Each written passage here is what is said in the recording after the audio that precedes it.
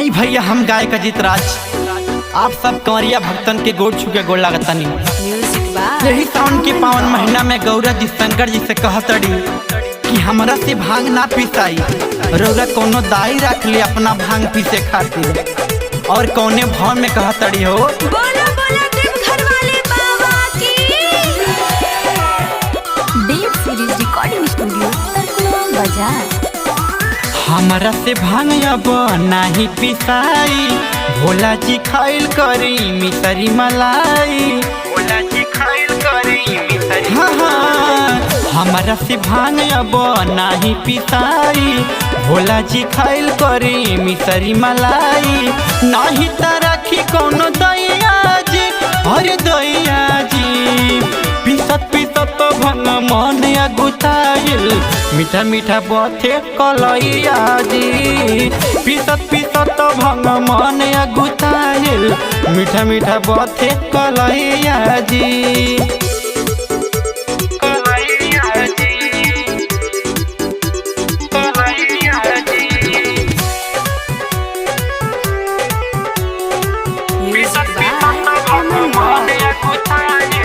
बोलिए शंकर भगवान की।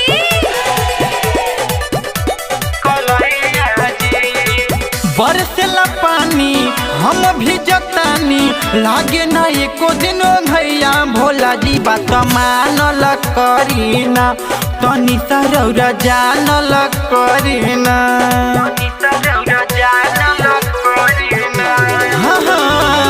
बरसेला पानी हम भिजतानी, लागे ना एको दिन भैया भोला जी बात मानल करीना, तनी सा रौरा जानल करीना। हई हम रौरे में हरिया जी, में हरिया जी पिसत पिसत भांग मन अगुताइल, मीठा मीठा बथे कलैया जी। पिसत पिसत भांग मन अगुताइल, मीठा मीठा बथे कलैया जी।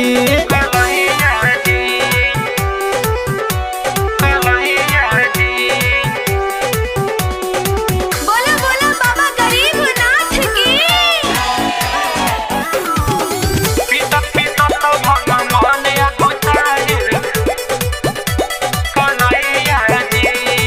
पियनी गाजा आवेला माजा, रहनी हरदम नसाइल, भांग कम खाइल करीना, तनी साला जाइल करीना।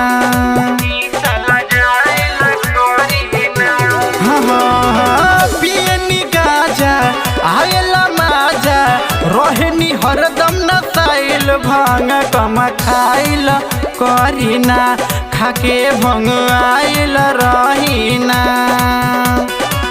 अजित पर फेर दी नजरिया जी, नजरिया जी पिसत पिसत भांग मन अगुताइल, मीठा मीठा बथे कलैया जी। पिसत पिसत भांग मन अगुताइल, मीठा मीठा बथे कलैया जी।